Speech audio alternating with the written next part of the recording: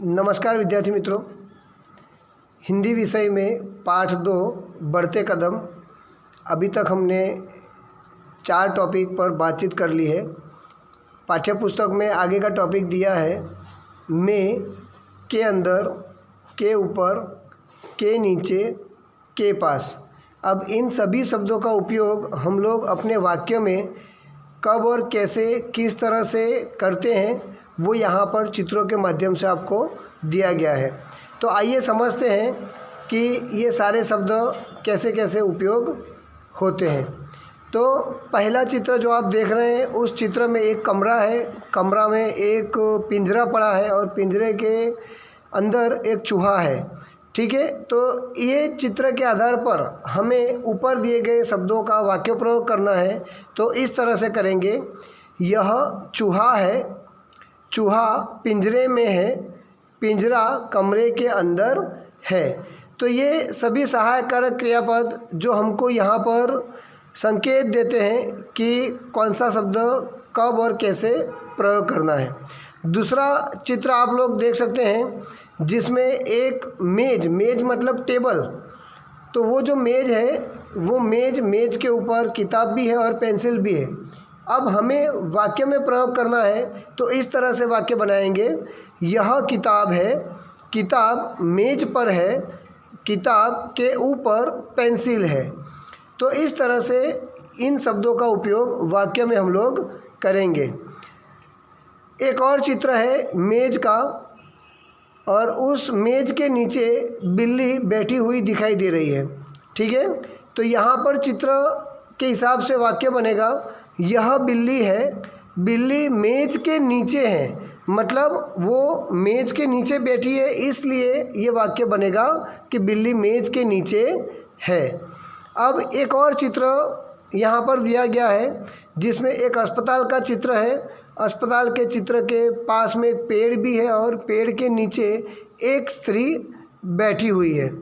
तो वाक्य बनेगा, वह अस्पताल है, क्योंकि अस्पताल वह शब्द क्यों प्रयोग किया, क्योंकि वो इस स्त्री से थोड़ा दूर है, इसलिए वह अस्पताल है। अस्पताल के पास पेड़ है और पेड़ के नीचे स्त्री है। तो इस तरह से इस टॉपिक में जो शब्द दिए गए थे उसे आप बार बार अभ्यास करके दूसरे नए छोटे छोटे वाक्य बनाकर तैयारी कर सकते हैं। आगे का जो टॉपिक है वो टॉपिक दिया गया है मैं के बदले में हम लोग मेरा शब्द बोल सकते हैं, तुम के बदले में तुम्हारा शब्द का उपयोग कर सकते हैं, और वह के बदले में उसका शब्द का उपयोग कर सकते हैं। तो आइए बच्चों यहाँ पर देखते हैं कि किस तरह से इन शब्दों का उपयोग वाक्य में किया जाता है। तो पहला चित्र जो आप देखते हैं उसमें एक लड़का अपनी हाथ में किताब को लेकर खड़ा है।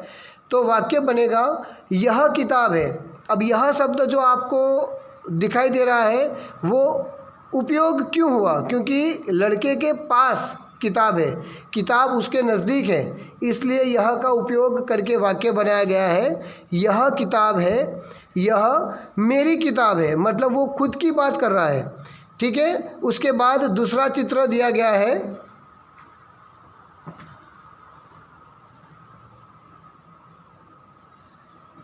वह जो चित्र है उस चित्र में एक लड़का बड़े अच्छे से तैयार होकर खड़ा है और उसने अपनी जेब में एक कलम को पेन बोलते हैं हम, तो वो कलम उसकी जेब में है और एक हाथ का चित्र जो उंगली के माध्यम से हमको संकेत दे रहा है। तो ये दूर की बात हो रही है, और दूर की बात जब भी होती है तो वह शब्द का प्रयोग होता है, क्योंकि एक वचन में है, एक ही लड़का है चित्र में।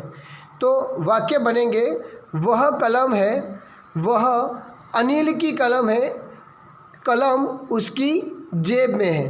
तो इस तरह से हम लोग वाक्य बना सकते हैं। आगे का चित्र दिया है उसमें एक लड़की एक लड़का है और एक थैला जो आपको कोने में दिखाई दे रहा है जो काफ़ी दूर है। तो यहाँ पर वाक्य जो बनते हैं वो इस तरह से बनेंगे कि वह थैला है, क्योंकि एक ही थैला है और वो दूर है, इसलिए वह का प्रयोग होगा। वह नवीन का थैला है, तो ये भी स्पष्ट कर दिया कि ये थैला लड़की का है नहीं, वह उसका थैला है, मतलब नवीन का जो नाम है उस नाम के बदले इस लड़की ने उसका शब्द का प्रयोग किया। तो इस तरह से भी हम लोग नाम के बदले उसका शब्द का प्रयोग करके वाक्य बना सकते हैं।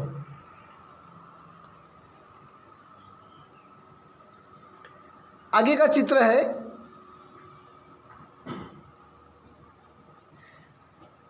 इस चित्र में आप देख सकते हैं कि दो बच्चे हैं और एक बच्चे के हाथ में कंपास बॉक्स है। तो वाक्य यहाँ पर बातचीत करते हुए आपको नज़र आ रहा है कि यह कंपास है, क्योंकि पास में है, लड़के के हाथ में कंपास है मतलब वो नज़दीक है, इसलिए यह का उपयोग होगा। यह कंपास है, यह तुम्हारा कंपास है, मतलब उसके खुद का नहीं है, इसलिए वो सामने वाले लड़के से संकेत दिखाकर बोल रहा है कि यह तुम्हारा कंपास है। आगे का चित्र है, इस चित्र में दिया गया है कि एक लड़की मेज़ के पास खड़ी है और मेज़ के ऊपर कॉपी पड़ी है। कॉपी मतलब नोटबुक, जिसे हम अंग्रेजी में जानते हैं, तो हिंदी में उसे कॉपी कहा जाता है। तो लड़की जो है वो लड़की से कॉपी ज़्यादा दूर है, ठीक है। तो यहाँ पर उंगली से चित्र दिखाया गया है क्योंकि वो दोनों उससे दूर है। तो यहाँ पर वाक्य बनेगा वह कॉपी है, वह आशा की कॉपी है।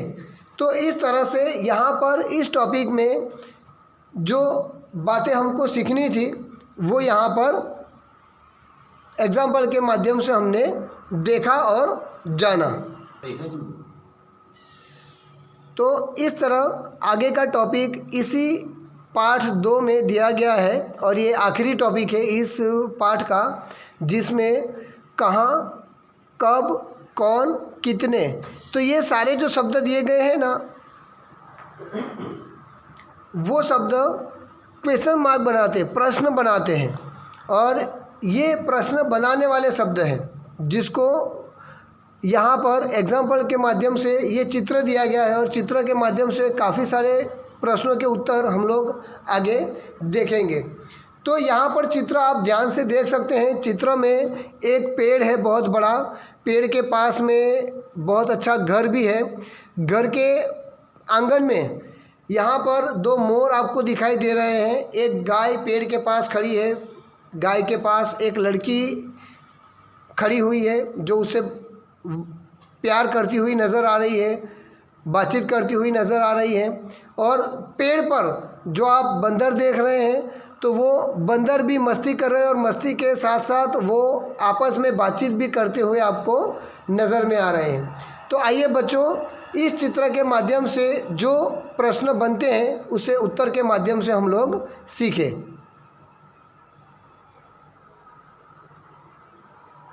तो बच्चों आपने चित्र तो याद कर लिया होगा। तो यहाँ पर उस चित्र के माध्यम से पहला प्रश्न यहाँ पर रखा गया है, यह क्या है? तो यह गाय है, मतलब गाय का चित्र जो उसमें दिया गया था उसके बारे में कहा गया है। बंदर कहाँ है? बंदर पेड़ के ऊपर है।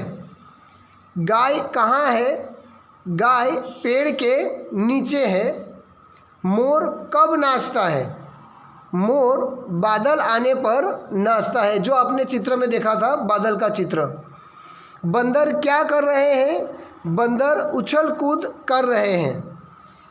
आगे का प्रश्न है, पेड़ पर कितने बंदर हैं? तो बच्चों आपने देखा कि पेड़ पर 2 बंदर हैं। बंदर आपस में क्या बातें कर रहे होंगे? अब यहाँ पर ये जो प्रश्न दिया है वो प्रश्न हर एक बच्चे अपने अपने हिसाब से, अपने दिमाग से, अपने अनुसार यहाँ पर आंसर लिख सकते हैं। मैंने मेरे हिसाब से यहाँ पर आंसर लिखा है कि मीठे फल खा के हमको बहुत मज़ा आया। तो ये मेरे विचार, मेरे अनुसार मैंने ये उत्तर लिखा है। आप यहाँ पर अपने हिसाब से अपने उत्तर को लिख सकते हैं। उसी तरह 8वें नंबर में जो प्रश्न दिया गया है, लड़की गाय से क्या बातें कर रही होगी? अब चित्र में देखकर हमें ये पता नहीं चलेगा कि लड़की क्या बातें कर रही है गाय से, पर अनुमान के तौर पर हमें अपने अनुसार आंसर लिखना है यहाँ पर। तो मैंने मेरे अनुसार आंसर लिखा है, अभी तुम चरने जाओ, बाद में रोटी खिलाऊंगी। तो बच्चों यहाँ पर आप अपने हिसाब से भी उत्तर बनाकर लिख सकते हैं। आगे का प्रश्न है, गाय के पास कौन है? गाय के पास लड़की है। लड़की क्या कर रही है? लड़का गाय के गले में अपना हाथ पसारती है। मोर कहाँ है? मोर आंगन में है। पेड़ कहाँ है? पेड़ घर के नज़दीक आंगन में है। तो यहाँ पर मैंने एक नोट लिखी है जो अभी मैंने आपको ऊपर समझाया कि ऊपर दिए गए क्वेश्चन नंबर 7, 8 के उत्तर आप अपने अनुसार लिख सकते हैं।